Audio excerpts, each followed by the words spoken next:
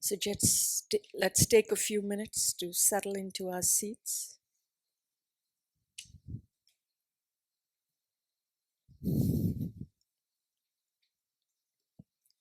And just review the 8-point Vairocana posture. And make sure that your back is straight and your eyes are at a 45-degree angle, half closed in front, looking in a little in front of you.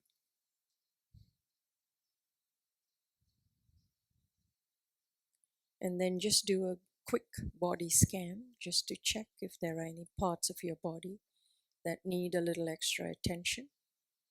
And if so, just breathe into it and completely relax.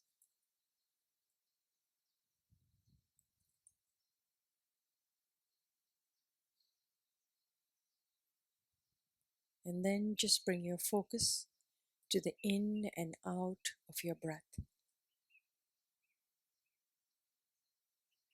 And as you breathe in, just make sure your stomach comes out. And as you breathe out, just relax and completely let go.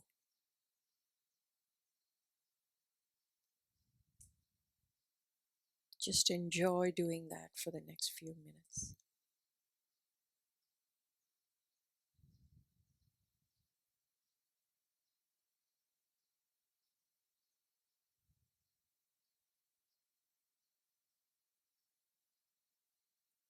And now from this quiet space, we visualize in front of us a beautiful lotus and moon cushion upon which sits Shakyamuni Buddha, one face, two hands, holding a begging bowl in his left hand and his right hand touching the earth, wearing the robes and looking at each one of us with great love and compassion. He's surrounded by all the Buddhas and Bodhisattvas of the 10 directions, and in front of him is His Holiness the Dalai Lama and all the Nalanda masters and all our teachers, including Geshe. Very pleased that we heard the alarm this morning and got out of bed to come here to engage in this precious practice and to make use of our meaningful human life.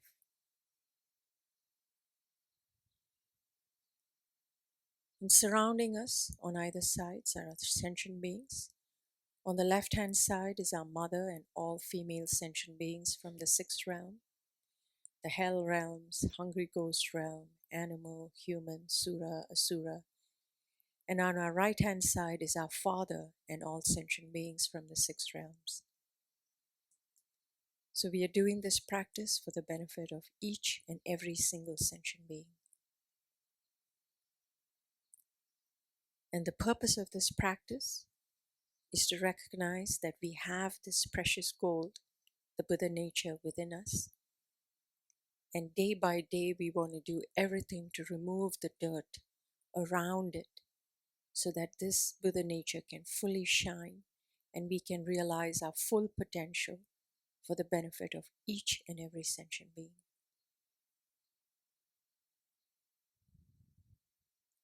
And so keeping that in mind, we turn to page 3.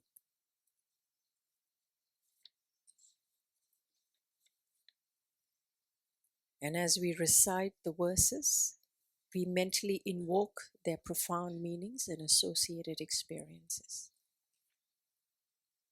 So page 3 at the bottom. Enthused by great compassion, you taught the immaculate Dharma to dispel all perverted views. To you, the Buddha Gautama, I pay homage. Enthused by great compassion, you taught the immaculate Dharma to dispel all perverted views. To you, the Buddha Gautama, I pay homage. Enthused by great compassion, you taught the immaculate Dharma to dispel all perverted views. To you, the Buddha Gautama, I pay homage. Taking refuge in generating bodhicitta in English first. I go for refuge until I am enlightened to the Buddha, the Dharma, and the Sangha. By my accumulations of the practice of giving and so forth, may I become a Buddha to benefit all sentient beings. I go for refuge until I am enlightened to the Buddha, the Dharma, and the Sangha. By my accumulations of the practice of giving and so forth, May I become a Buddha to benefit all sentient beings. I go for refuge until I am enlightened to the Buddha, the Dharma, and the Sangha. By my accumulations of the practice of giving and so forth, may I become a Buddha to benefit all sentient beings. Sangye chodan sogi chognam la jangju bardu dani kyapsuchi dagi jinso gipe sognam ki drola pencher sangye drupar shog. Sangye chodan sogi chognam la jangju bardu dani kyapsuchi Dagi jinso gipe sognam ki drola pencher sangye drupar shug. Sangye chodan sogi chognam la jangju bardu dani kyapsu chi. Dagi jinso gipe sognam ki drola pencher sangye drupar shug. Independent origination, there is no ceasing, no arising, no annihilation, no permanence, no coming, no going, no separateness, and no sameness. I prostrate to the consummate Buddha, the supreme among all teachers, the one who taught this peace, which is freed of elaborations. I prostrate to the mothers of the hearers, the Bodhisattvas and the Buddhas, which through the knowledge of all lead hearers seeking pacification to complete peace, which through the knowledge of paths causes those helping migrators the aims of the world, and through the possession of which helps subduers expound a variety of teachings into the reliable guide, motivated by altruism to benefit sentient beings. The teacher, Sugata, and protector, to you I make prostrations. The one who has eliminated the web of conceptualizations and is endowed with the divine bodies of the vast and the profound, who eternally shines forth the forever noble light rays. To you, the Buddha, I make prostrations. Inspired by wisdom and compassion, today in the Buddha's presence, I generate the mind of full awakening for the benefit of all sentient beings. The essence of the dependent origination mantra. Om ye dharma hetu prabhava hetum te shantata gato hevadat te shanchayo niroda evam vadi mahashramanaye swaha.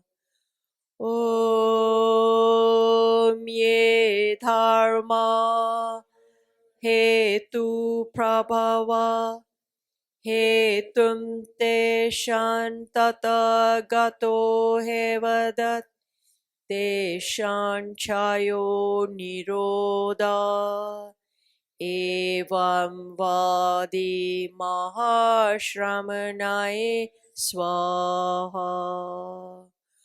Om ye dharma hetu prabhava hetum te shantata gato hevadat te shanchayo niroda evam vadi mahashramanaye swaha. Meaning of the 10 Ningpo mantra. All phenomena arise from causes. The causes are taught by the Tathagata. The cessation of the causes as well is taught by the great seer. Profound, peaceful, elaboration-free, clear light and non-composite. Such is the nectar-like dharma I have discovered. Finding no one to fathom this teaching, in silence I will retire into the woods. Beyond utterance, thought, and expression is the perfection of wisdom, which is unborn, unseized, and has the nature of space. It is the object of apprehension of self-realized wisdom. To you, the mother of the Buddhas of the 3 times, I pay obeisance. The 4 seals of Buddha's teachings. All composite things are impermanent. All contaminated things are in the nature of suffering. All phenomena are of the nature of emptiness and selflessness. Transcending sorrow is peace. The Guru is the Buddha, the Guru is the Dharma.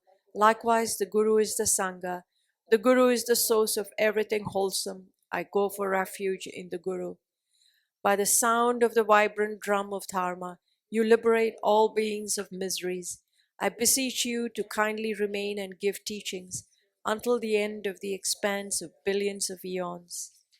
The Buddha does not wash the negativities of beings, nor does he remove their miseries by his hands. His spiritual realizations are not transferred to them. It is by teaching the truth of suchness that beings are liberated. With folded hands, I beseech the Buddhas of all directions to shine the light of Dharma for all bewildered in misery's gloom. Instructions on parting from the four attachments. If you are attached to this life, you are not a spiritual practitioner. If you are attached to samsara, you have no renunciation. If you are attached to your own self-interest, you have no bodhicitta. If there is grasping, you do not have the view. Page 14. Page 14. Praise to Shakyamuni Buddha. To the founder, the endowed transcendent destroyer, the one gone. Oh, page 14. 14. Yeah. 14. Sorry.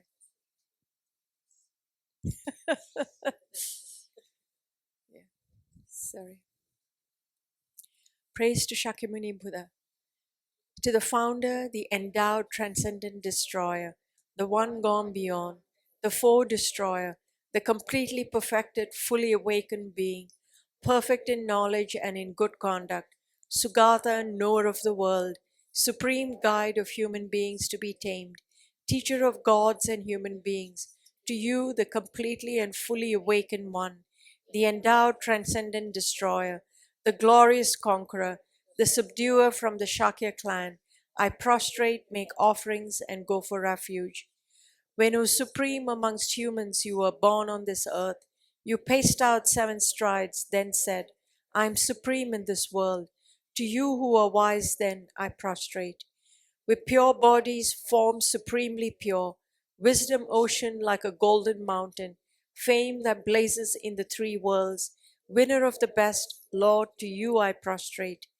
With the supreme signs, face like a spotless moon, color like gold, to you I prostrate.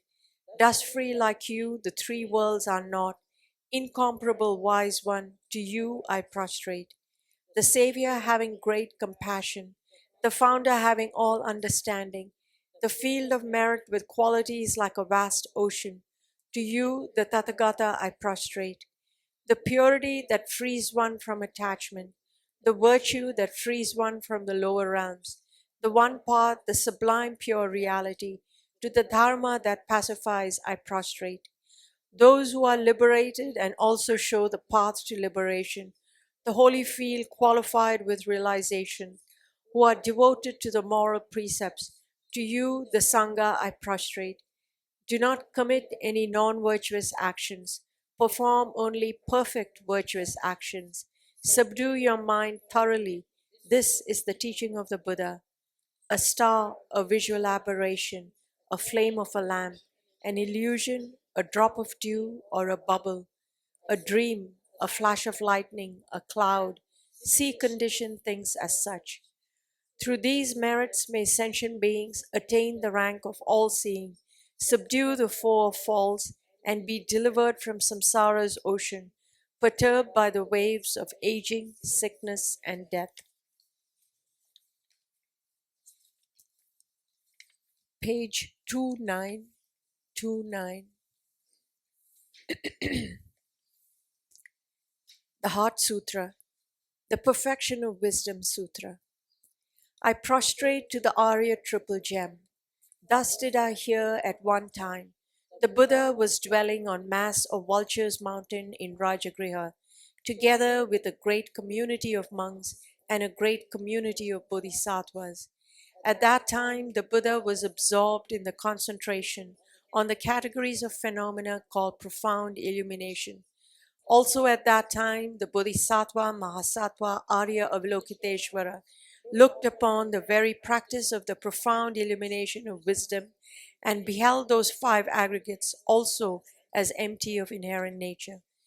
Then through the power of the Buddha, the Venerable Shariputra said this to the Bodhisattva Mahasattva Arya Avalokiteshvara.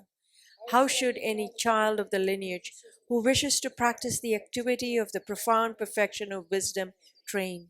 He said that, and the Bodhisattva Mahasattva Arya Avalokiteshvara said this to the Venerable Sharadvati Putra. Shariputra, any son of the lineage or daughter of the lineage who wishes to practice the activity of the profound perfection of wisdom should look upon it like this, correctly and repeatedly beholding those five aggregates also as empty of inherent nature. Form is empty. Emptiness is form. Emptiness is not other than form. Form is also not other than emptiness. In the same way, feeling, discrimination, compositional factors, and consciousness are empty. Shariputra, likewise, all phenomena are empty, without characteristic, unproduced, unseized, stainless, not without stain, not deficient, not fulfilled. Shariputra, therefore in emptiness there is no form, no feeling, no discrimination, no compositional factors, no consciousness. No eye, no ear, no nose, no tongue, no body, no mind. No visual form, no sound, no smell, no taste, no object of touch, and no phenomena. There is no I element, and so on, up to and including no mind element, and no mental consciousness element. There is no ignorance, no extinction of ignorance, and so on, up to and including no aging and death, and no extinction of aging and death. Similarly, there is no suffering, origination, cessation, and path. There is no exalted wisdom, no attainment, and also no non-attainment. Shariputra, therefore, because there is no attainment, bodhisattvas rely on and dwell in the perfection of wisdom, the mind without obscuration and thus without fear. Having completely passed beyond error, they reach the endpoint of nirvana. All the Buddhas who dwell in the three times also manifestly, completely awaken to unsurpassable, perfect, complete enlightenment in reliance on the perfection of wisdom. Therefore, the mantra of the perfection of wisdom, the mantra of great knowledge, the unsurpassed mantra, the mantra equal to the unequaled, the mantra that thoroughly pacifies all suffering, should be known as truth since it is not false. The mantra of the perfection of wisdom is declared, Tayata Om Gate Gate Para Gate Para Samgate Bodhi Swaha. Shariputra, the Bodhisattva Mahasattva, should train in the profound perfection of wisdom like that. Then the Buddha arose from that concentration and commended the Bodhisattva Mahasattva, Arya Avalokiteshvara, saying, well said, son of the lineage. It is like that, it is like that. One should practice the profound perfection of wisdom just as you have indicated. Even the Tathagatas rejoice. The Buddha having thus spoken, the Venerable Sharadvati Putra, the Bodhisattva Mahasattva, Arya Avalokiteshvara, those surrounding in their entirety, along with the world of gods, humans, asuras, and Gandharvas, were overjoyed and highly praised that spoken by the Buddha. This completes the Arya Bhagavati Prajnaparamita Hridaya Sutra. Teata Om Gate Gate Paragate Parasamgate Bodhi Swaha. Teata Om Gate Gate Paragate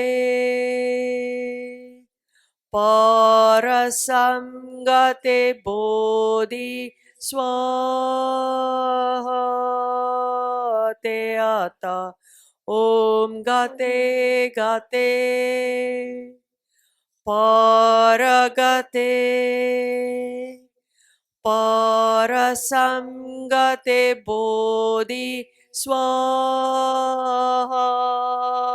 Te Ata Om Gate Gate Paragate Parasamgate Bodhi Swaha Te Ata Om Gate Gate Paragate Parasamgate Bodhi Swaha Te Ata Om Gate Gate Paragate Parasamgate Bodhi Swaha Te Ata Om Gate Gate Paragate Parasamgate Bodhi Swaha. By the teachings of the three supreme jewels possessing the power of truth, may inner and outer hindrances be transformed. May they be dispelled. May they be non-existent. May they be pacified. May all negative forces opposed to the Dharma be completely pacified. May the host of 80,000 obstacles be pacified. May we be separated from problems and conditions harmful to the Dharma. May all enjoyments be in accord with the Dharma. May auspiciousness and perfect happiness pervade this place now. Page 3535.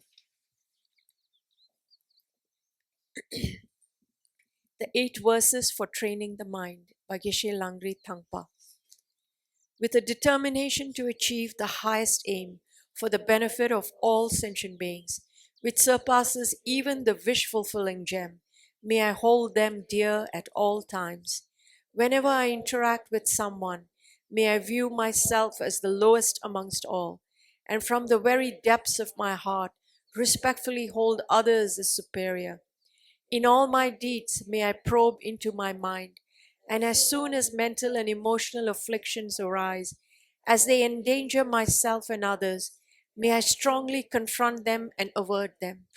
When I see beings of unpleasant character and those oppressed by strong negativity and suffering, may I hold them dear, for they are rare to find, as if I have discovered a jeweled treasure.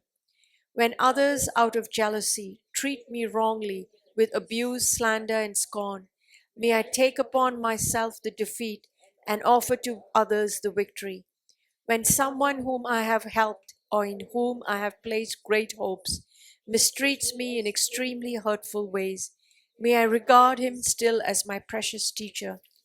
In brief, may I offer benefit and joy to all my mothers, both directly and indirectly. May I quietly take upon myself all hurts and pains of my mothers. May all this remain undefiled by the stains of the 8 mundane concerns, and may I, recognizing all things as illusions, devoid of clinging, be released from bondage. Lama Tsongkhapa's Lamrim Dedication Prayer, verse 1. From my 2 collections, vast as space, that I have amassed from working with effort at this practice for a great length of time, may I become the chief leading Buddha for all those whose mind's wisdom eye is blinded by ignorance. 7-limb practice, excerpt from the King of Prayers, the extraordinary aspiration of the practice of Samantabhadra. I bow down to the youthful Arya Manjushri, you the Buddhas, the lions among humans, gone to freedom in the present, past, and future, in the worlds of 10 directions, to all of you, with body, speech, and sincere mind, I bow down. With the energy of aspiration for the Bodhisattva way, with a sense of deep respect, and with as many bodies as atoms of the world, To all you Buddhas visualized as real, I bow down. On every particle are Buddhas numberless as particles, each amidst a host of bodhisattvas, and I am confident the sphere of all phenomena is entirely filled with Buddhas in this way. With infinite oceans of praise for you and oceans of sound from the aspects of my voice, I sing the breathtaking excellence of Buddhas and celebrate all of you Sugatas. Beautiful flowers and regal garlands, sweet music, scented oils and parasols, sparkling lights and sublime incense, I offer to you, victorious ones, the Buddhas. Fine dress and fragrant perfumes, sandalwood powder heaped high as Mount Meru, all wondrous offerings in spectacular array, I offer to you, victorious ones. With transcendent offerings, peerless and vast, with profound admiration for all the Buddhas, with strength of conviction in the Bodhisattva way, I offer and bow down to all victorious ones. Every harmful action I have done with my body, speech, and mind, overwhelmed by attachment, anger, and ignorance, all these I openly lay bare before you. I lift up my heart and rejoice in all the merit of the Buddhas and Bodhisattvas in 10 directions, of solitary realizers, hearers still training, and those beyond, and of all ordinary beings. You who are the bright lights of the worlds in 10 directions, who have attained the Buddha's omniscience through the stages of awakening, all you who are my guides, please turn the supreme wheel of Dharma. With palms together, I earnestly request, you who may actualize parinirvana, please stay with us for eons numberless as atoms of the world, for the happiness and well-being of all wanderers in samsara. Whatever slight merit I may have accumulated by making prostrations, offering and confessing, rejoicing and requesting that the Buddhas stay and teach, I now dedicate all this for the full awakening of all beings. The short mandala offering. Do the Tibetan first and then the English. Sashipu ki jusheng me to tram ri robling zi ni de ge body Sangye Jingdo Mikte Owai Drokun Namada Jingla Choparshu.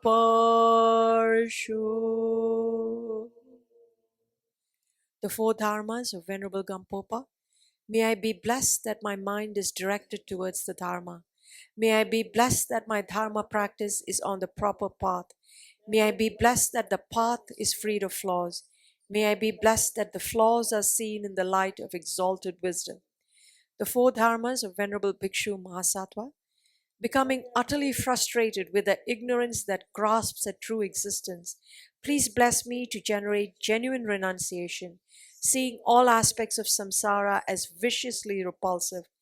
Please bless me that my mind stream overflows with the precious bodhicitta that cherishes others more than myself. Please bless me to have an immaculate experience of the wisdom of emptiness that does not even see an atom of intrinsic reality on the basis of understanding how things come into being by dependent origination through mere conditioning. Please bless me that my mind stream overflows with the precious wisdom of the non-duality of bliss and emptiness. Edam Guru Ratna Mandalakam Niryatayami. The Foundation of All Good Qualities by Lama Tsongkhapa. The foundation of all good qualities is the kind and perfect pure Guru. Correct devotion to the Guru is the root of the path. By clearly seeing this and applying great effort, please bless me to rely upon the Guru with great respect, understanding that the precious freedom of this rebirth is greatly meaningful and is difficult to find again. Please bless me to generate the mind that unceasingly, day and night, takes its essence. This life is as impermanent as a water bubble. Remember how quickly it decays and death comes. After death, just like a shadow follows the body, the results of virtuous and non-virtuous karmas follow. Finding firm and definite conviction in this, please bless me always to be careful, to abandon even the slightest negativity, and accomplish all virtuous deeds. Samsaric splendors are unsatisfying and unreliable. Seeking them is the door to all suffering. Recognizing these shortcomings, please bless me to generate a strong wish for the bliss of liberation. Led by this pure thought, mindfulness, alertness, and great caution arise. The root of the teachings is keeping the Pratimoksha vows. Please bless me to accomplish this essential practice. Just as I have fallen into the sea of samsara, so have all mother migratory beings. Please bless me to see this, train in supreme bodhicitta, and bear the responsibility of freeing migratory beings. Even if I develop bodhicitta, but I don't practice the three types of morality, I will not achieve enlightenment. With my clear recognition of this, please bless me to practice the bodhisattva vows with great energy. Once I have pacified distractions to wrong objects and correctly analyzed the meaning of reality, please bless me to generate quickly within my mind stream the unified path of calm abiding and special insight. Having become a pure vessel by training in the general path, please bless me to enter the holy gateway of the fortunate ones, the supreme Vajra vehicle. At that time, the basis of accomplishing the two attainments is keeping pure vows and samaya. As I have become firmly convinced of this, please bless me to protect these vows and pledges like my life. Then, having realized the importance of the two stages, the essence of Vajrayana, by practicing with great energy, never giving up the 4 sessions, please bless me to realize the teachings of the Holy Guru. Like that, may the Gurus who show the noble path and the spiritual friends who practice it have long lives. Please bless me to pacify completely all outer and inner hindrances. In all my lives, never separated from perfect Gurus, may I enjoy the magnificent Dharma. By completing the qualities of the stages and paths, may I quickly attain the state of Vajradhara. So first we'll recite the meaning of the verse, Mixema verse, and then recite the Mixema verse.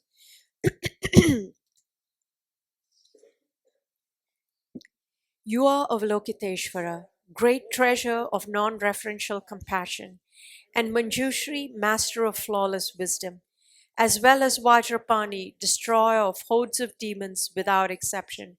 Tsongkhapa, crown jewel of the sages of the land of snows. Losang Drakpa, at your feet I make prostrations. Migme zewe ter chen chen rezig dreaming can pe wampo jampelya Ganchen kepe zu gen pa lozang drape sabla zulwade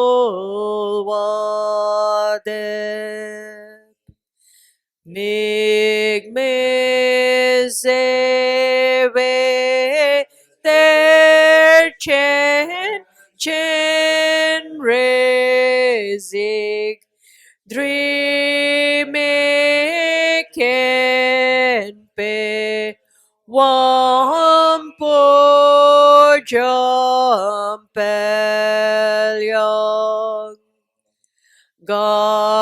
chen ke pe zu gen so ka pa lo sang dra pe zabla zo wa de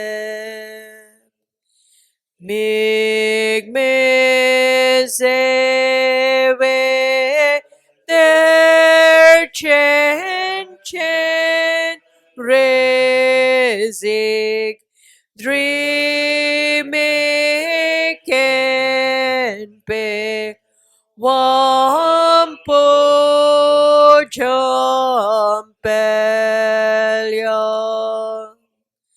Ganchen Kepe Zugen So Kapa Lozang Drape Sabla Zolwade.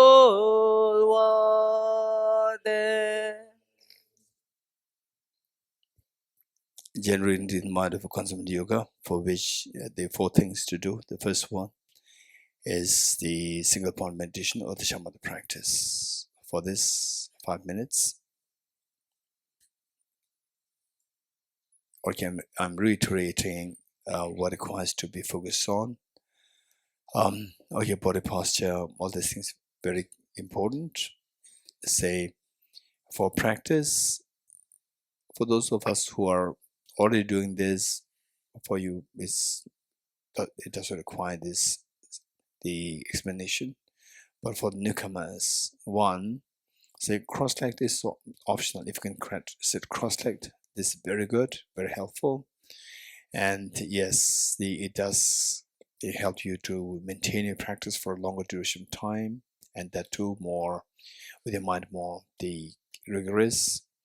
And then the one important point is the backbone upright plus not leaning against the support. So the backbone like bend, and this is the moment you bend, you could at a certain point, not at the early stage, at a certain point you can see that your mind becomes instantly the degree of the mind will sink, the mind will drop, that the rigor of the mind will drop. The moment you sit like this, you could feel it. Initially you may not feel that. Later on, you keep meditating, after a while you could feel it, meaning maybe after like a few months or a few years, you'll start, the moment you keep your body bent, instantly the degree of your rigor of the mind will drop. Number 2, the body, even though your body is straight, but if you seek a support of the support, you lean against the support, instantly the level of the mental rigor will drop. You could feel it. Okay, so for that matter, upright plus not leaning against the support. Whereas if you do have let's say if you do have backache problem, if some health issues, problems where you have to seek support, if you don't seek a support, then you start to feel the pain. Then for this exception is extremely strange how the mind works. For those people who require support, if you lean against the support, it will not make your mind drop. That's very strange. Those who don't require support and still seek the support, instantly it will drop. So this is how the mind works. Okay. And this one point, and then eyes not closed, eyes half open, and keep it 25 degrees cast down, and then ignore. Don't look at 25 about 45 minutes to 45 degrees. Look means that your mind is focusing, your eye conscious is focusing. Focus should not be there. Just cast your eyes 45 degrees cast down, and then just ignore. Focus on your mental consciousness. Mental consciousness, just see what the mental consciousness is doing. That is so important. These are nuances. Then then keep the body relax. Keep the body relax, and then right hand on the left hand, and the two thumbs swung triangle. Place the 2 hands on your lap in a restful state. So That's one thing. And then for the focal point, what we said is multitasking, two things together. This can be done.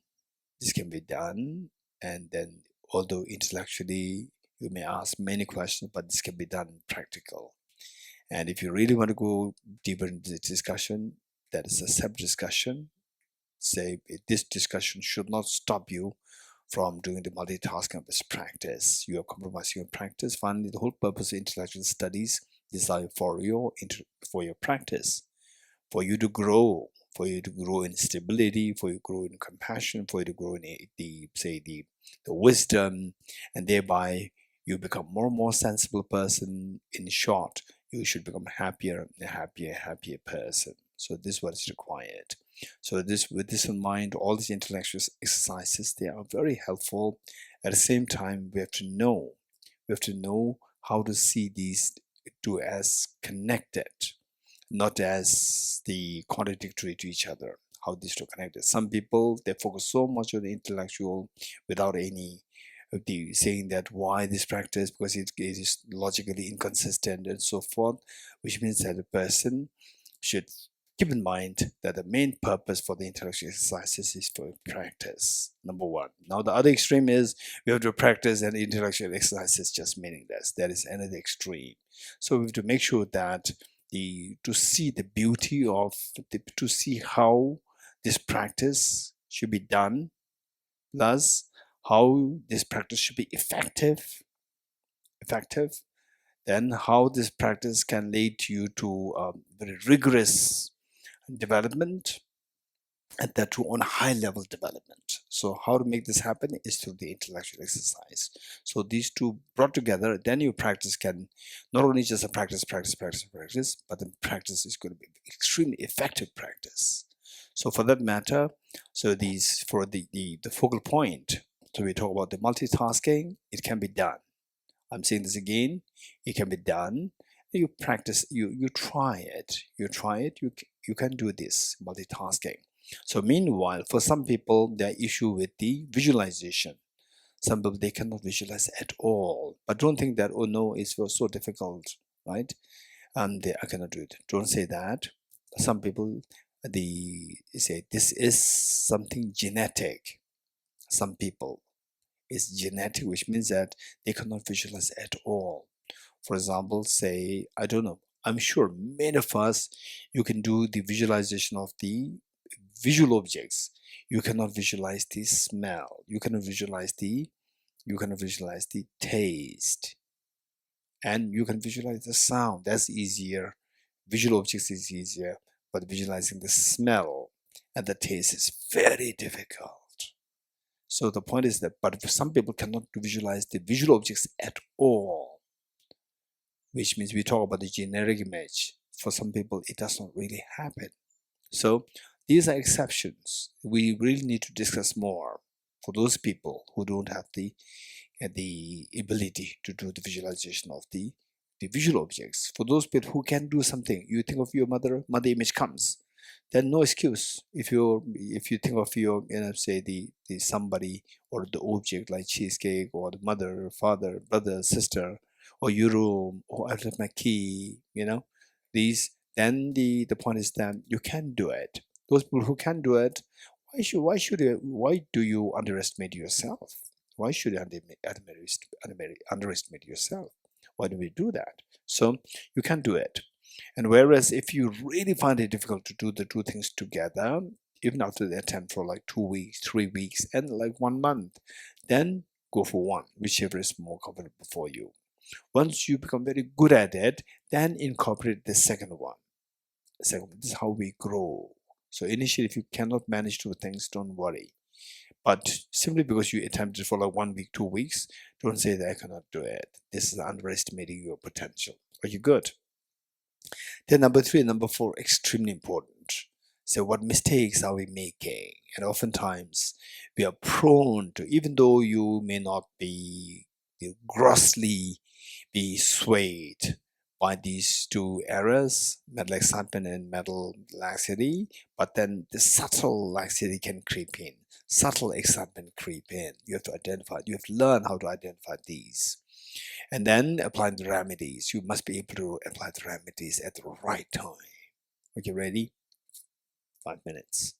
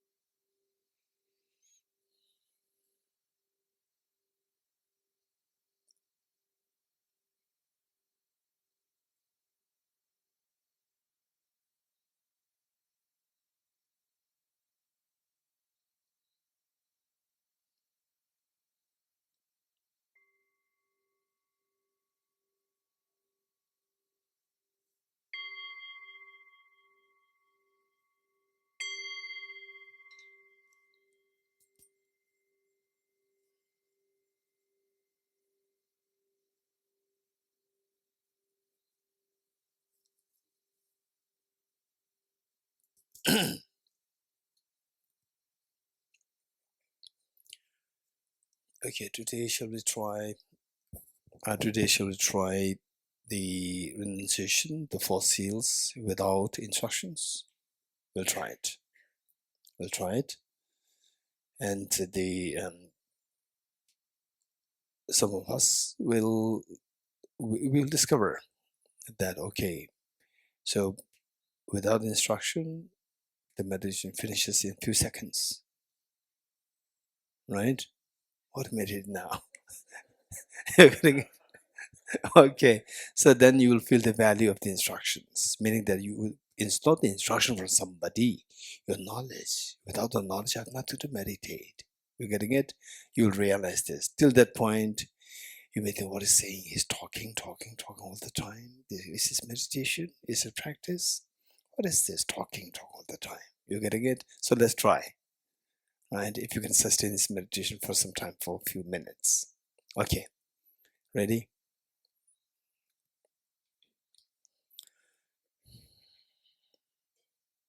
So today I'll not even give the links. I'll just identify the points.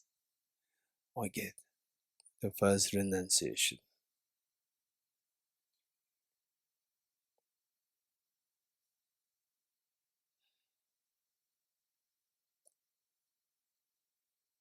All compensating is impermanent.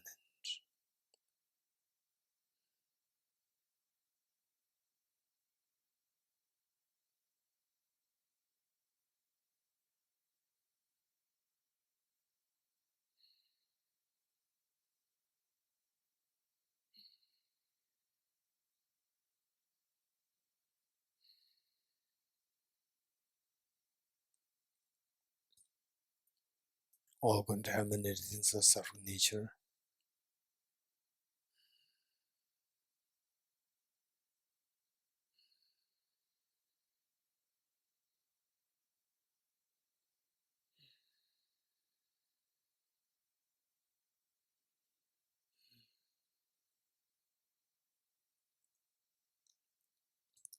Everything is in nature, emptiness, selflessness.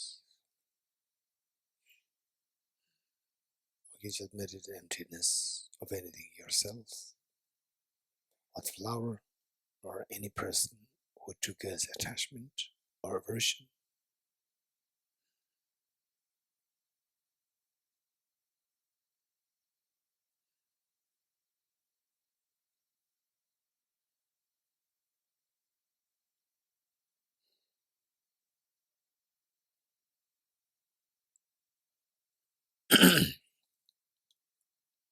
Transcending soul is absolute peace.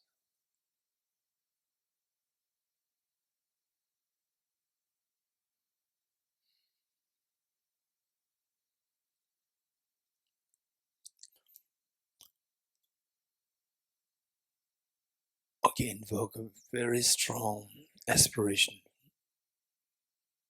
of the renunciation.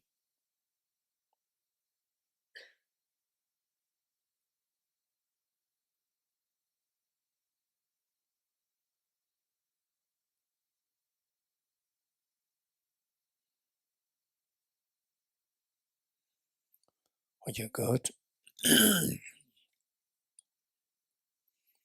Okay, so what kind of aspiration? The last point. What kind of aspiration? How did you invoke this, or what is invoked? What is that renunciation? In what form you have generated this? Anyone? Quick, quick, quick! Before we move to Bodhicitta. No, what you do is say, just describe this mind, the full mind. Oh, my misery is dissolved. This is what you thought. Renunciation. Quick, anyone? What did you think? Huh? Huh? So how is it renunciation? I said, invoke a deep spirit of renunciation. Yeah, this kid.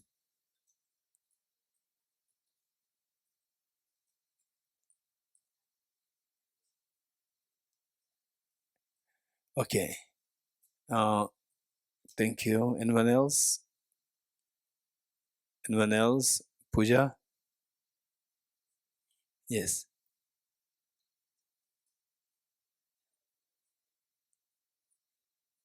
Not the overall renunciation, last part. After the four seals, I said, now invoke a deep spirit of renunciation. What do you think? To renounce miseries. Anyone else? Anyone else? Anyone say yes or Nella?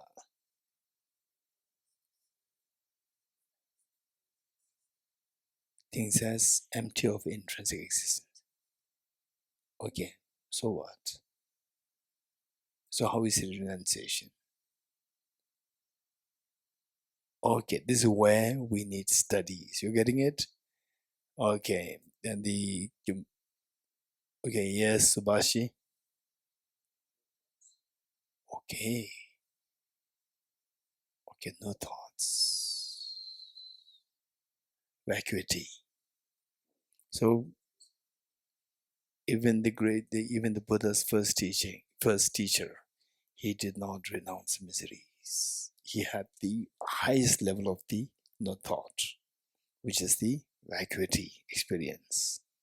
But he did not have the renunciation. Okay, Madhavji,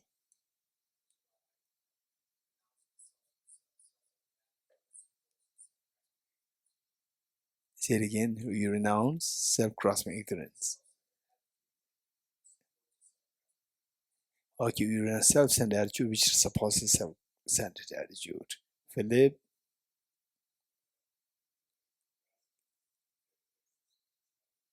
say it again. Okay, this life. What about the next life?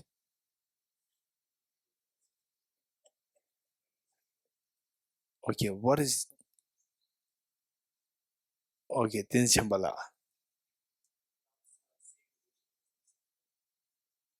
Renouncing illusion as renouncing illusions as suffering. Okay. These I don't say. Oh, the Tenzi Samsala. Yes.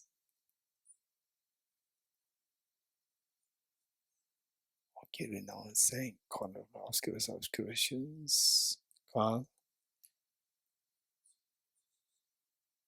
Cause causes suffering. Varma.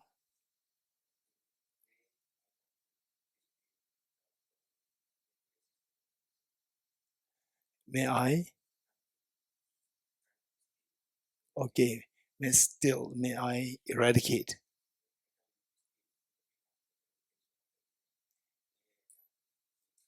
Okay, may I stay in this experience of? Okay, experience of the emptiness where the objective existence dissolves, where the objective existence of miseries all dissolve. Okay, we get various understandings. You're getting it? So, what does it mean the real practice? What does it mean if we're practicing something? What does it mean real practice? To practice the precise, exact thing. You're getting it? Practice the exact thing. So, if you could remember, So usually when somebody's giving the instructions, right? Yeah, that's nice. It just flows. You cannot grab the distinctions. You're getting it? So here, what we say that I would say that many of you got, say for example, like where is Thosamling, right? If somebody asks, where is Thosamling? You may say, oh, it is in the planet Earth. It is on this globe. Correct, not correct? Correct. Oh, it is in Asia. Correct, not correct? Correct. Oh, it's in India. Correct, not correct? It is in Himachal. Correct, not correct? Then it is close to Nirbalinga. Correct, not correct? Right? And it's a place where it's so isolated, so beautiful, so quiet from Nirbalinga. 5 minutes, 7 minutes walk, no car. Walk and beautiful field around, beautiful. If there are these different descriptions given, who do you think will have the greatest understanding of Thosamling? Huh? The final one, the last one. You're getting it? So where all are correct, but then the last one is very clear description, which tells you that the person has actually been there. Whereas all is in the planet Earth. It's very gross, is correct, but very gross. It doesn't help you. And then oh, is in India. When you are in the abroad, outside India, it helps you a little bit. Oh, it's in India. Then you search for India. When you're already in India, it doesn't help. You're getting it? Then it's in Himachal. When you're outside Himachal, it helps you. But in Himachal, it doesn't help. You know, oh yeah, I know I'm in Himachal. So where is it? So this is where these studies, that two complete studies and clear studies, very clear studies are required. So therefore, you remember in the earlier days when doing the instruction on this, renunciation is many levels. Oh, I renounce misery. This is very gross. It's correct, but it's very gross. And some say, I renounce self-grasping ignorance. This is also very gross. But subtler than, I renounce miseries. So the final understanding is when in the experience of may I be able to stay in this experience, may I get the confidence to stay in this experience of emptiness where all the miseries dissolve, which Varma said. You're getting it? So the point is that we need to learn how to pick up precisely the precise things. For example, if you are supposed to take the gold and mud together, if you take, is better, or pure gold, which is better? Pure gold. You're getting it? This is how we have to learn the skill. That requires knowledge. Without the knowledge, you cannot do that. You will not have the skill. I just share one thing with you, that why the knowledge is so important. So important is that it was when I was in class 11, I think. Class 11 with my maths teacher. And my maths teacher, he's very serious teacher. Very serious. He never smiles. And he never scolds. Yet everybody is, even the naughtiest, mischievous boy, even he is scared of this teacher. He never scolds. Forget about beating. No scold. Still everybody is scared of him. One day in the class, he shared an anecdote. He said that he has a car. That was 30 years ago. Before many of you are not born. Let's raise hands. 30 years below, raise hands. Younger than 30 years. Yeah, you are not born. So that teacher, and he said that one day his car broke. His car broke, and he took the car to the mechanic. And he did not know what went wrong. He didn't know. And he took it to the mechanic. And mechanic, he opened the bonnet, or what do you call it? Bonnet. Yeah, right? Hey, where the engine is, the cover. He opened it and do it very carefully. And then with the hammer, he hit it 3 times. dark, dark, right? And then he started the car. It worked. And then my teacher was very happy. Told him, how much should I pay? So in those days, 100 rupees is almost like 10,000 rupees today. In those days, 300 rupees is 30,000 rupees. Is very expensive. And in those days, most likely, say, my teacher would expect like 10 rupees for hitting this. And the person said, 300 rupees. Mechanic said, 300 rupees. And the teacher said, you just hit it 3 times. And you are charging us like 300, is 30,000, so expensive. He said that hitting 3 times is free for you. I do not charge for the hitting. 3 times hitting is free. I do not charge even a single penny. What I charge is the knowledge where to hit. You don't know where to hit. You know how to hit, but you don't know where to hit. You don't know that. I'm charging for that. You understand what I'm saying? Right? So the knowledge, without the knowledge, you would hit anywhere, it will damage the car even more. With the knowledge, you precisely know where to hit, and with the least impact, injury to the car works. That is the knowledge. So the practice means to make things happen, to make things work, to create the result. That is the practice. To create the result, you know you have to have the knowledge. To implementation is the practice, and the knowledge is the eyes. And without eyes, you do something, you will hit the wrong place. You're getting it? So the knowledge is the one, the knowledge is the one which gives you the wisdom to know what to do. Once you know what to do, you have to do it. You're getting it? There are 2 things. How to make things effective. One, you have to know what to do, how to do. And the next part is you have to do it. 2 things.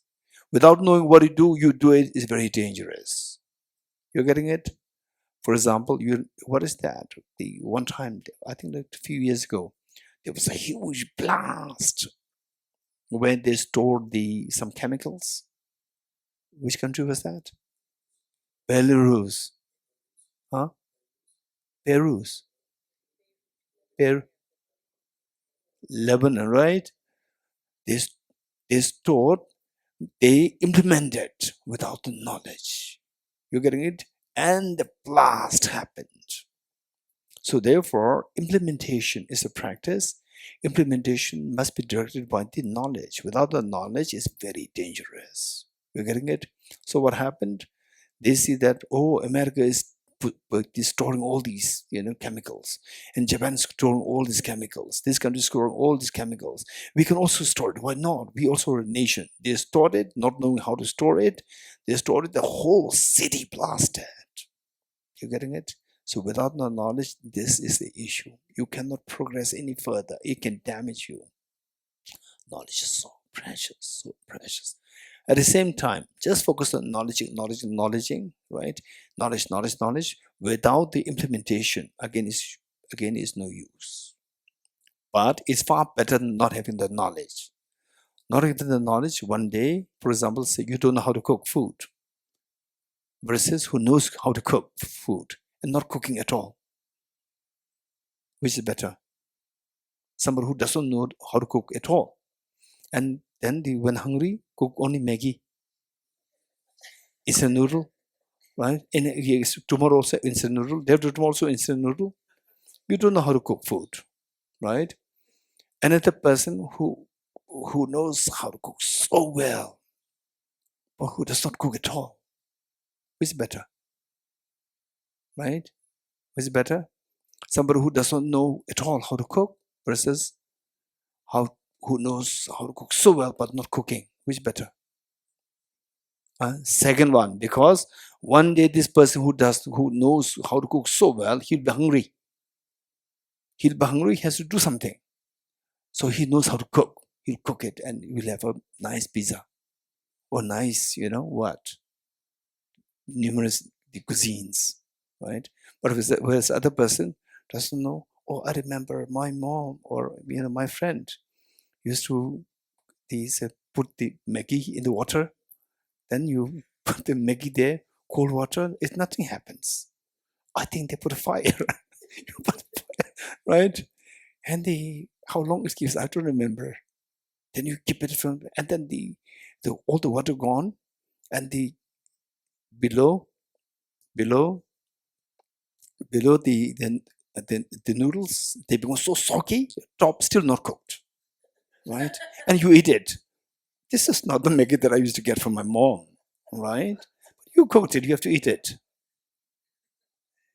You're getting it? So therefore, okay, one option is not knowing how to cook, and then you cannot cook. Number two, knowing how to cook so well, not cooking. Then number three, knowing so well how to cook and cook, right? Which of three is best? Third one, what was the least? Not knowing how to cook. This is the worst. Second one, knowing how to cook, not cooking is better than not knowing how to cook. Why? One day he or she will be hungry, right? Okay, now death is imminent. Look at this person. My classmate died. My younger one died. My elder one died. One day I will also die, right? Now I have to do something. And Alexander the Great, he said something. You know that? Alexander the Great, he said something. He said he left 3 wills. The first will is that the person who take my coffin to the graveyard should be my doctors, only my doctors. The road to the graveyard, it must be spread with the treasures that I accumulated the whole of my life. All the treasures, just spread it on the road to the graveyard. Number two. Number three, in the coffin, let my 2 hands hang out of my coffin. And he had left these 3 wills that his ministers should administer. And the ministers, they were confused. Why you are saying, why this? I thought that there's something very important. But you say, why these are so unconventional? Why these 3 things? That incredibly great advice from the Alexander the Great. I don't think he was initially extremely evolved being, but he discovered how ephemeral the life is, how meaningless the life is, provided you don't know how to use it properly. So then he gave the answer. First he said, why only the doctors should carry his coffin to the graveyard? It's because even but doctors cannot save you from death. Everybody is to die. The doctors cannot save you from death, number one. Tell the world that even my doctors, the doctors of the great Alexander the Great, the best doctors, they cannot save him from death, number one. Number two, all the wealth should be scattered, thrown on the roadway to the path to the graveyard. Because to tell the world, no matter how much I gather the wealth, looting everything from the other kingdoms, all these will be totally no value at the time of death. It will go to the graveyard. Number three, my 2 hands, just keep them hanging out of the coffin. Why? To tell the world that you are born with empty-handed and you have to go empty-handed. How even the Alexander the Great, the label great, even he has to go with empty-handed. So this amazing message, this is discovery that he made closer to his death. You're getting it? So the point is that at that point, the person who knows how to cook, who knows the Dharma so well without practicing this, at one point he will come to that stage where he or she will discover that, okay, now I'm also heading towards the death of my, you have my younger ones, colleagues. So in fact, some of, my elder generation, I still remember many of them saying the same thing. They were saying that, oh, now we're heading towards death. My colleagues from from my age group, my colleagues, this died, that died, this died. Now is my time. Yes, when that happens, because that you know the Dharma so well, then you will practice Dharma very effectively. At least the last few years of your life will be extremely productive. And I actually saw in my life some people transform drastically because they know how to transform drastically. Otherwise, who are very casual, just getting up, eating, fun, and then no practice, sleeping, holiday, and then suddenly the person is transformed because of this realization that one day I'm going to die. You're getting it? So the person know how to transform because the person already learned the Dharma so well. So the knowledge is so precious, so precious. And then the next point is that what we're doing here, this morning session, is primarily dedicated for the practice. Is primarily dedicated for the practice. And at times you may think that when you are outside the center, you hear about the center, oh, the people in the center, they're very fortunate, they're doing dharma. You agree? When you're in the center, you will then admire the people in the mountains, in the mountains, hermits, right? Oh, they are doing dharma retreat, retreat. They are doing dharma in the center. We are fighting, So I have so many works there and fighting. This is your duty. What is your karma yoga, right? No, my karma, I already did it. Where is dharma? No dharma, right? So they in the mountains, wow, early morning, there too nobody's asking for karma yoga. Oh, meditating, not eating anything, right? And then till morning, till night, free time, meditating. And when you're in the mountain, right, you feel hungry, right? I'm not getting food, right? Oh, these people are so fortunate. They have a Buddha statue there. They can go there, do full prostration, right? Bhattam Sharanam Gacchami, there's electricity there. Buttam Sharanam Gacchami. I don't have Buttam Sharanam Gacchami. I have to verbally say this, and I don't say it so nice, right? The grass is always greener on the other side. The grass is always greener on the other side. Until you know how to make things within you. Outside, if you say that this is better, that is better, this is better, it'll never work. You're getting it? So finally, you have to make it work inside. Why some people like Arya Nagarjuna? Why His Holiness the Dalai Lama? Surrounded by all the people there. And of course, with the best of the facilities. And he tries to keep things so simple. But he being such a renowned person, he cannot avoid all these securities. He has to have all these securities. And yet, his mind is in the best of the Himalayas. So cut off from the isolations, superficially surrounded by all these facilities like the security guards, cars, and the work cooks and so forth.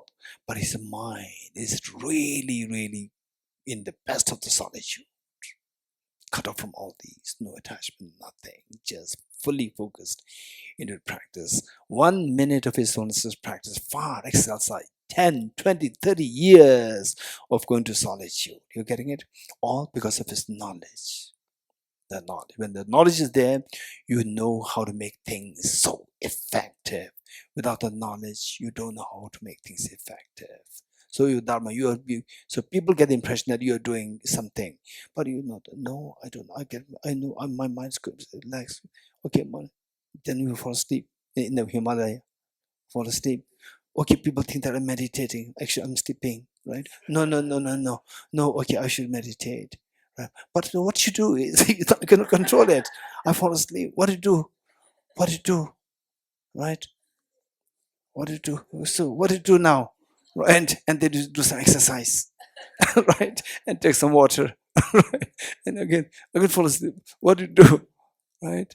So that was simply because Himalaya would not make you fresh. It would not make you fresh. Right?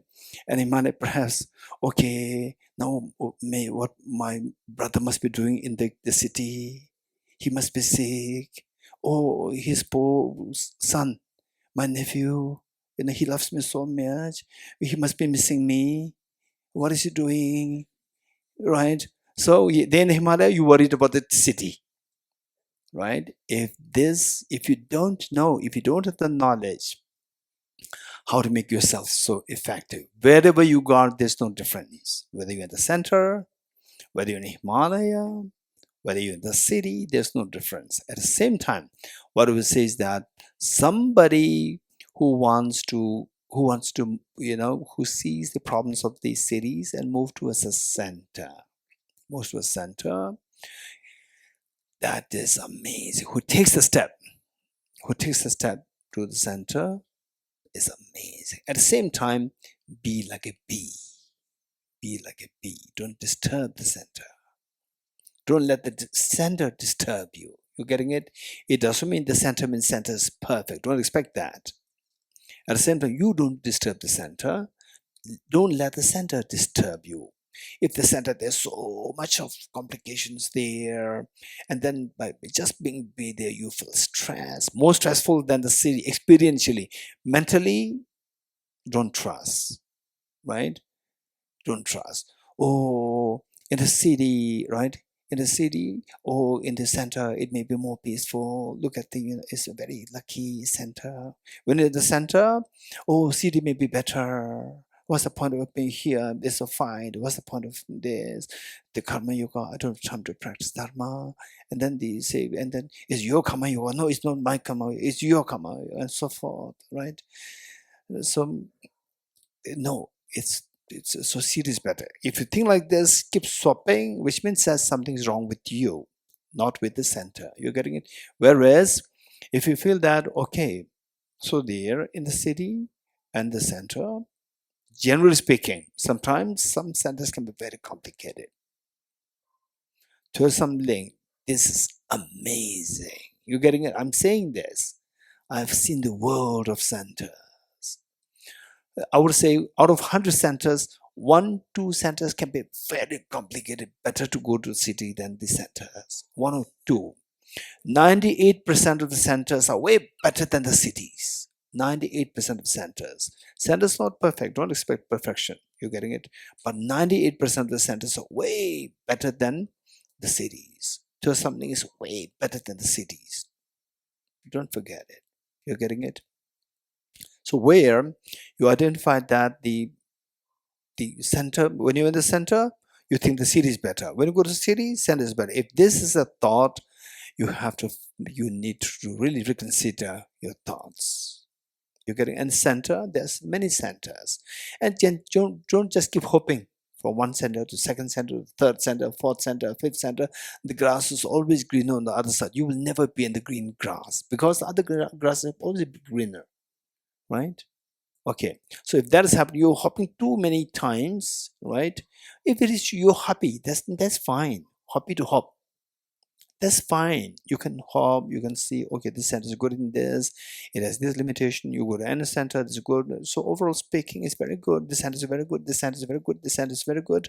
Of these things, maybe over 100 centers, this center is a little complicated. Better not go there. From your experience, you know all the centers, so better not go there. Otherwise, these other centers are perfect. You can go anywhere, wherever you fit, go there, but don't expect perfection. You're getting it? This is what you can advise other people.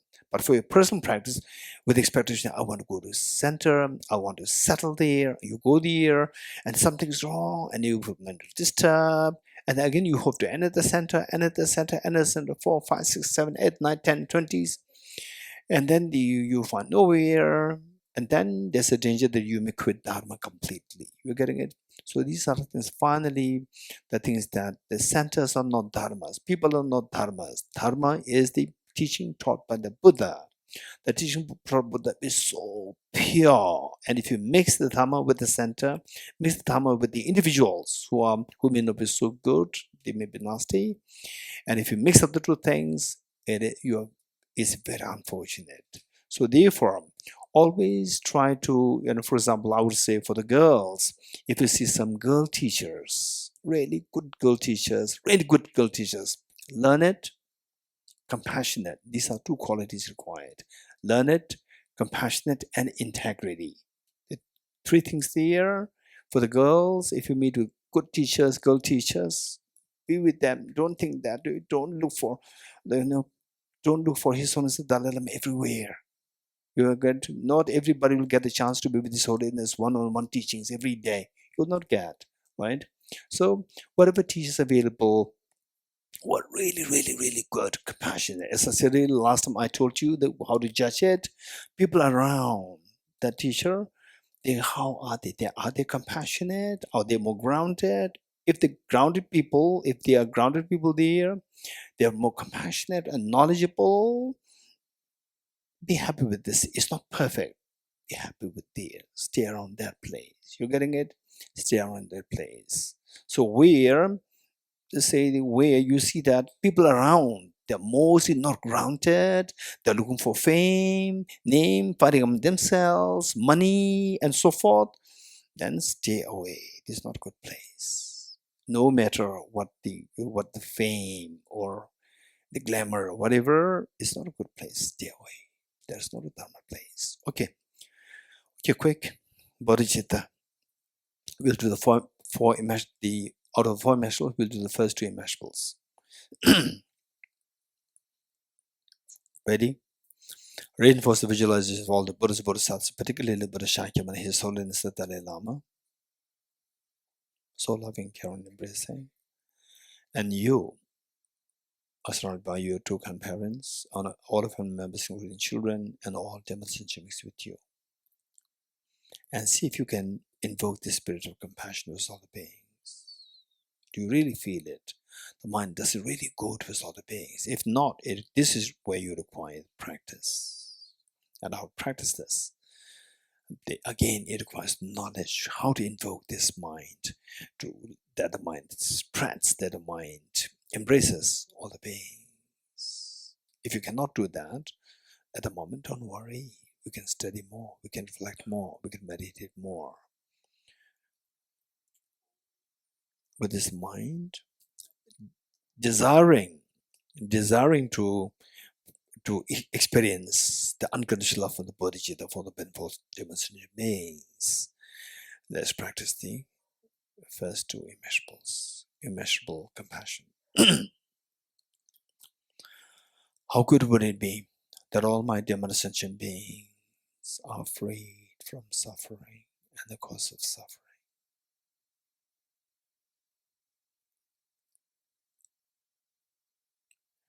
May all my dear medicine beings be freed from suffering and the cause of suffering.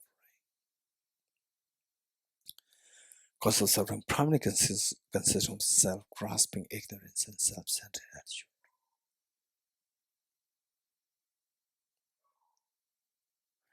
I'll take the responsibility that all my dear medicine beings are freed from suffering and the cause of suffering. The Buddhas and Bodhisattvas, witnessing that you make such a courageous commitment, like the mother after all these many years raising children. Today, the eldest daughter just aged 12 and the eldest son just aged 11. 2 of them come to the mother, telling the mother, "Mother, you have done everything for us. You love us so much. You have sacrificed, literally you've sacrificed your life for us. And now we're grown up. We'll take care of all our siblings. And we'll also take care of you, Mom." And the mother could not believe her eyes and ears. Tears of joy rolling down her cheeks. This is exactly what has happened to all Buddhist Bodhisattvas. The joy, immense, intense joy, and the happiness Buddhist Bodhisattvas feel invoke their compassionate omniscient minds to ascend for nectars ever soothing lights towards you and all demonstration beings. The mere touch of lights and nectars with the Bodhisattva beings are yours. Washes of all the miseries and the cause of miseries from demonstration beings yourself.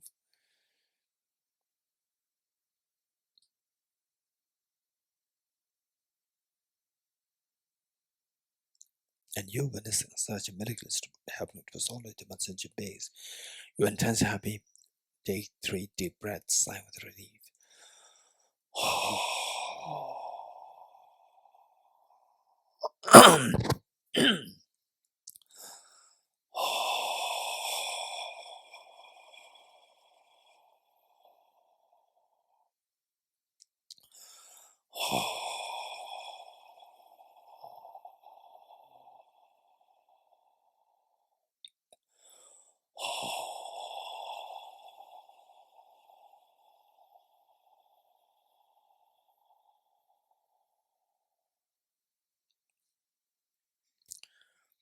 immeasurable loving kindness, how good would it be that all my dear sentient beings are endowed with happiness and the cause of happiness?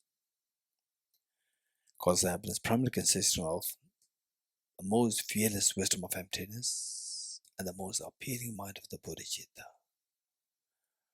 May all my dear sentient beings be endowed with happiness and the cause of happiness.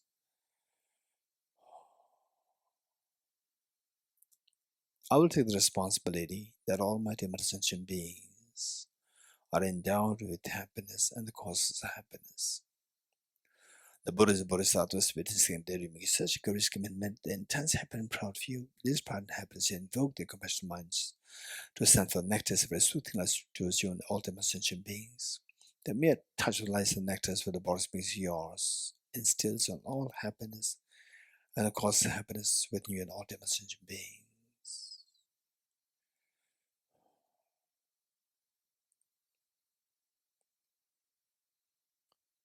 And you witnessing such a miracle is happening to us all our sentient beings, you intense happy. Take 3 deep breaths and with relief.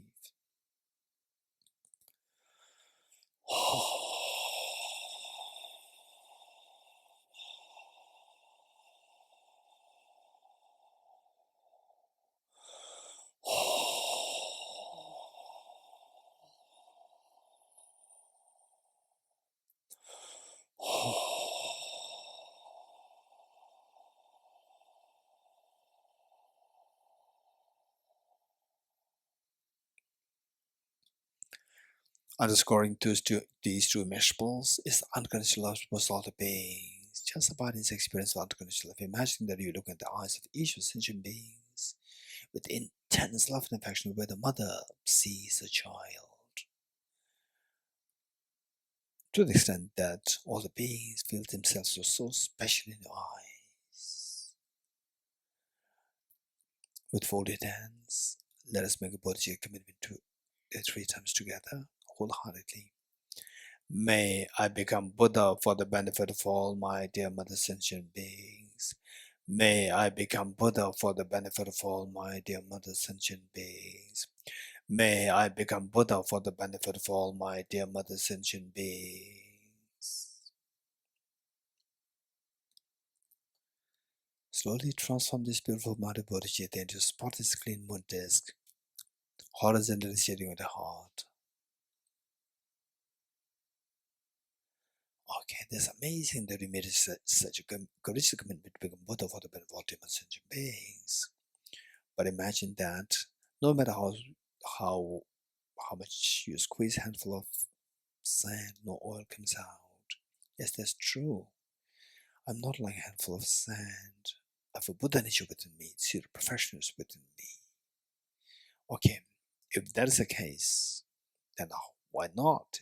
It is activated since time immemorial till now. Yes, that's true. Thus far, I've been deceived by these 2 demons, self-grasping, ignorant, self-centered attitude.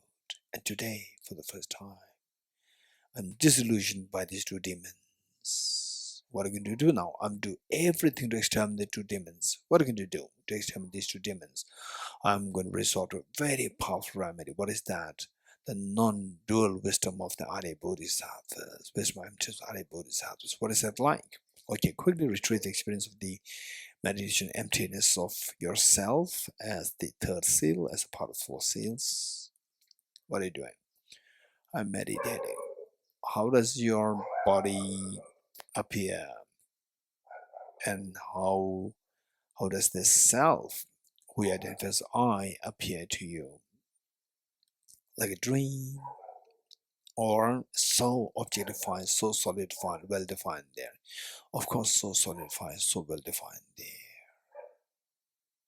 Okay, so this belief, this apprehension of the self as object real. This is self-grasping ignorance.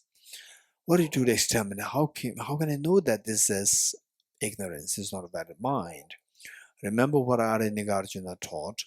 If the mirage were to be water, were not those close by the mirage see water?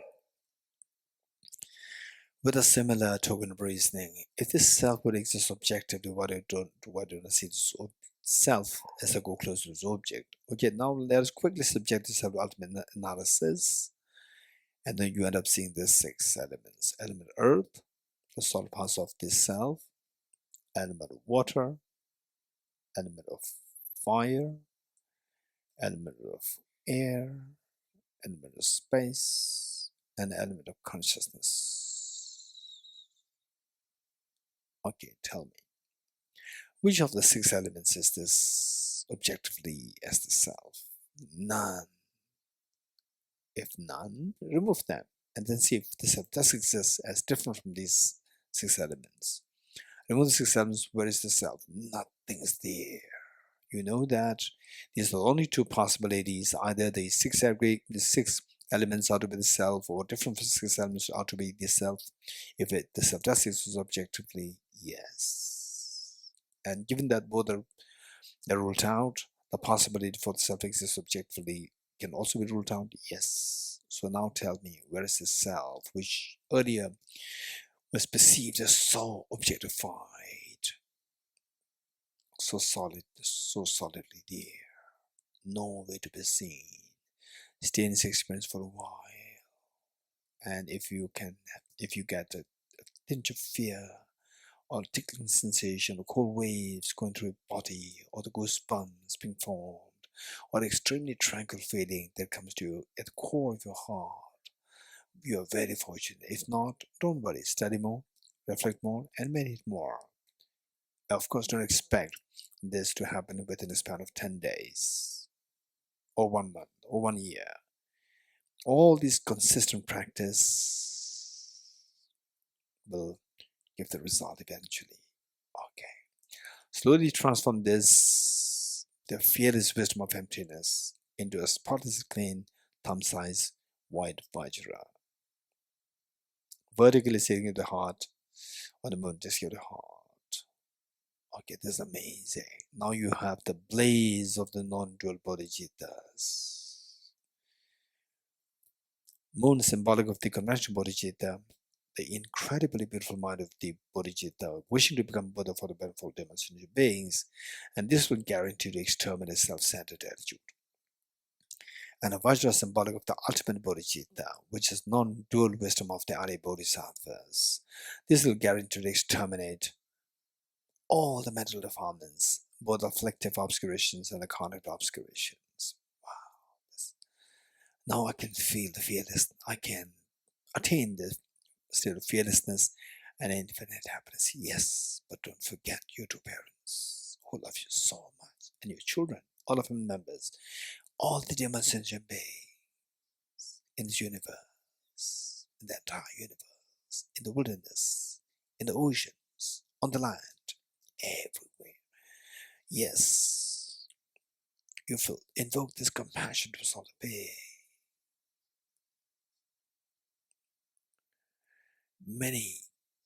Most majority of them, they did not even know that the fearlessness can be attained. There is a mental state known as wisdom of emptiness, which can give them the fearlessness. They've never heard that there's a state of the infinite happiness where the bodhicitta can take them to the infinite happiness. They have no clue.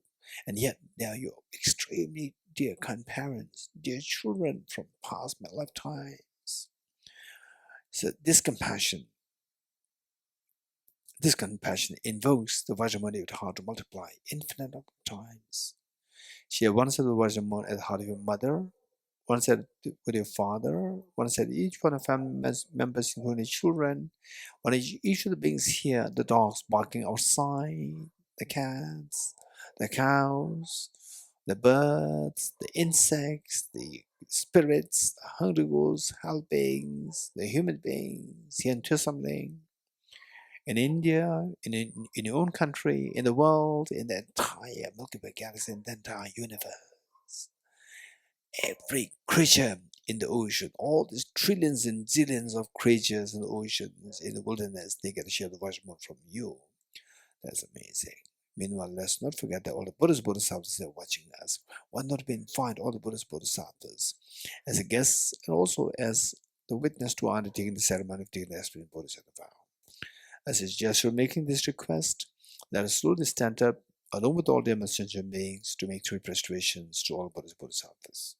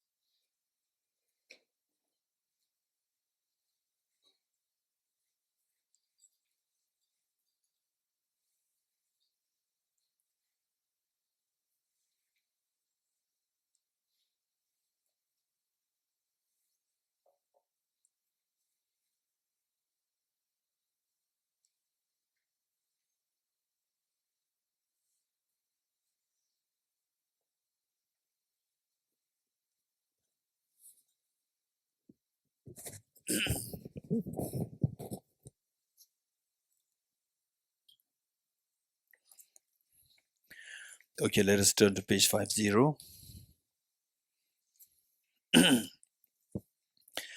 Now that you know the meanings of these verses so well, I'm not going to repeat the meanings. Just visualize that as you requested, all the Buddhist Bodhisattvas, they're here. Imagine that your parents, knowing that you as a little girl, little boy, for the first time in your life, you are making public appearance on behalf of the school. And the parents, whatever they have to do that day, all the works that they have to do that day, they just leave behind all these things to join the audience, waving their hands to support you, give them all the support there. They're waving their hands, so proud of you. What are you doing today? Then you, as a very little, the responsible, though very young and tender, the age, such a young girl or boy, but extremely responsible child. Bring with you all your siblings to let also take part in this program, in this ceremony. And this is exactly what you're doing, to bring all the demonstrations with you to take part in this ceremony, the most meaningful, purposeful ceremony of taking the expression Bodhisattva vow. So with this in mind, let's recite the following verses together, wholeheartedly reflect the meanings as much as we can. I go for refuge to the Triple Gem. I confess the negativities individually. I rejoice in the virtues of all the beings. I hold the precious Buddha in my heart. I go for refuge to the Triple Gem. I confess the negativities individually. I rejoice in the virtues of all the beings. I hold the precious Buddha in my heart. I go for refuge to the Triple Gem. I confess the negativities individually. I rejoice in the virtues of all the beings. I hold the precious Buddha in my heart. Gurus, Buddhas, and Bodhisattvas, please pay heed to me. Just as the previous Buddhas have generated the mind of bodhicitta, and just as the successful development of Bodhisattva practices, likewise for the benefit of all sentient beings, I will generate the mind of bodhicitta, and likewise shall I too successfully train the Bodhisattva practices. Gurus, Buddhas, and Bodhisattvas, please pay heed to me. Just as previous Buddhas have generated the mind of bodhicitta, and just as the successful development of Bodhisattva practices, likewise, for the benefit of all sentient beings, I will generate the mind of bodhicitta, and otherwise shall I too successfully train the Bodhisattva practices. Gurus, Buddhas, and Bodhisattvas, please pay heed to me. Just as previous Buddhas have generated the mind of bodhicitta, and just as the successful development of Bodhisattva practices, likewise for the benefit of all sentient beings, I will generate the mind of bodhicitta, and otherwise shall I too successfully train the Bodhisattva practices. Feel the joy over having received the Expression Bodhisattva vow. Some of you may not be able to recite it so fast as others, but don't worry, as long as your mind was contemplating on the meanings, that suffices. That is good enough. So feel the joy, whether you've recited or not recited, but reflect on the meanings. You have done the job, and just feel the rejoice in the fact that you've taken the Expression Bodhisattva vow.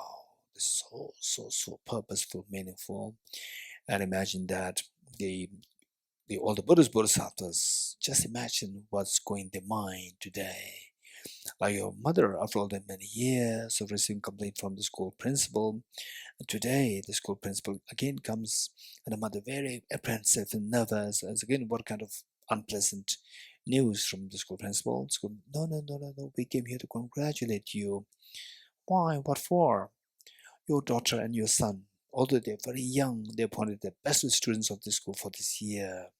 And the mother could not believe her eyes in years. After all these many years, only receiving complaints about the daughter and the son. And today hearing something so pleasant which she never heard before. She was extremely happy. The tears run down cheeks out of joy.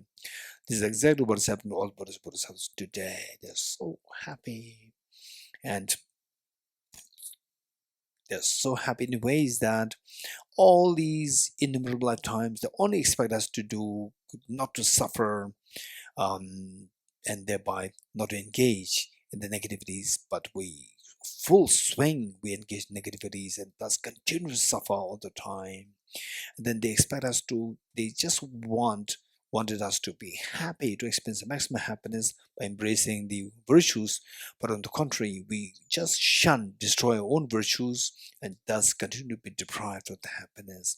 But today what it did is so different, which the Buddhist Bodhisattvas have been actually wanting us to do this since the many lifetimes ago, and today you are doing this for the first time. They could not believe the ideas. They're extremely proud of you today. And this pride and happiness all the Buddhist Bodhisattvas feel invoke the Vajramoon within their hearts to multiply infinite number of times. And imagine, like rain shower, they descend to merge with the one that which is at your heart, thereby become non-dual, stabilized, and blessed. Likewise, all these replicas of Vajramoon from the Buddhist Bodhisattvas, like rain shower, they descend to merge with the one that visualizes the heart of your mother, at the heart of your father, at the heart of each one of our members, including children, and each of the beings here in Thosamling, the human beings, animals, insects, holy ghosts, spirits, god and goddesses, and each of the beings in India, in your own country, and in all these huge, massive oceans, all the zillions of creatures, everyone gets to share the Vajramoon that they have.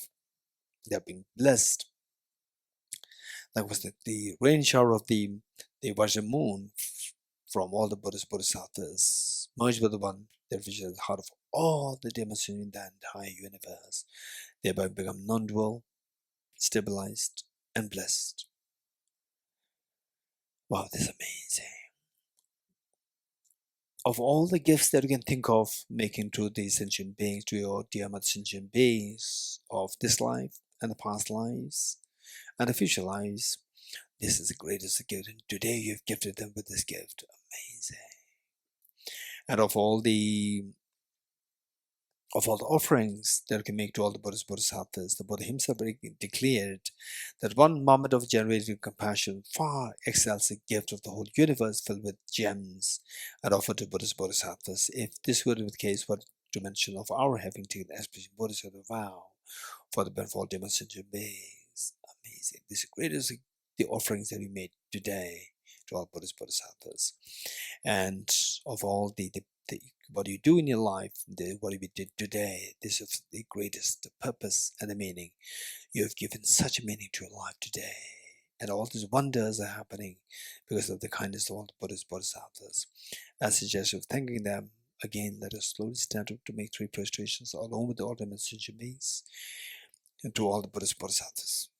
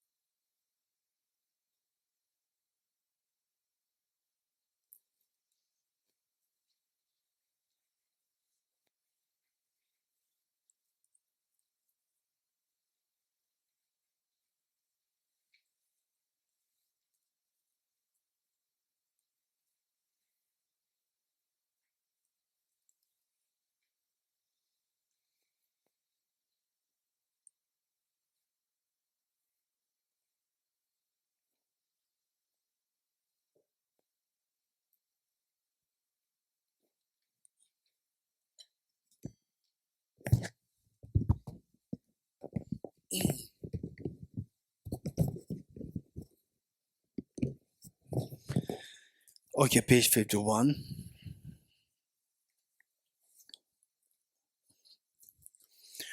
The throughout my future lifetimes, may always be guided by the compassionate Buddha and be able to uphold the true precious Bodhicitta even in the course of my life. Throughout my future lifetimes, even in the course of my life. Throughout my future lifetimes, may always be guided by the compassionate Buddha and be able to uphold the true precious Bodhicitta even in the course of my life. In order to further increase this bodhicitta from now on, those with discernment who lucidly seize and awaken the mind of bodhicitta in this way should highly praise in the following manner. Today my life has borne fruit. Having well obtained this human existence, I've been born in the family of the Buddha and now one Buddha's children. Thus whatever actions I do from now on must be in accord with the family. Never shall it disgrace or pollute this noble and unsullied race. Just like a blind man discovering a jewel in Hebrew rubbish, likewise by some coincidence an awakened mind has been born within me. It is the supreme ambrosia that overcomes the sovereign good death. It is the inexhaustible treasure that eliminates all poverty in the world. It is the supreme medicine that quells the world's disease. It is a tree that shelters all beings wandering and tired on the path of conditioned existence. It is the universal bridge that leads to freedom from unhappy states of birth. It is the ornament of the moon that dispels the torments of disturbing conceptions. It is a great sun that finally removes the misty ignorance of the world. It is a quintessential butter from the churn of the mill of Dharma. For all those guests traveling on the path of conditioned existence who wish to experience the abundance of happiness, this will satisfy them with joy and it shall place them in supreme bliss. Today, in the presence of all protectors, I invite the world to be guests at a festival of temporary and ultimate delight. May gods, demigods, and all be joyful. I dedicate the merit thus gathered towards the realization that is in the prayers of Buddhas and Bodhisattvas all 3 times, and to the upholding of the doctrine, scripture, and insight. May in all lives, those for this merit, never separate from the 4 wheels of the Mahana vehicle, accomplish all the stages of the path, renunciation, bodhicitta, perfect way in the 3 stages. From our 2 collections, vast the space that have amassed, from working with effort in this practice for a great length of time, may I become the chief leading Buddha for all those whose minds, wisdom, eyes blinded by ignorance.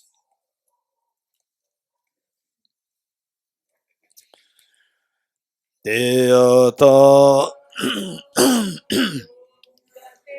Gate Paragate Parasamgate Bodhiswatyata Gate Paragate Parasamgate Bodhiswatyata Om Gate Gate Paragate Parasamgate Bodhiswatyata Om Gate Gate Paragate Parasamgate Bodhiswatyata.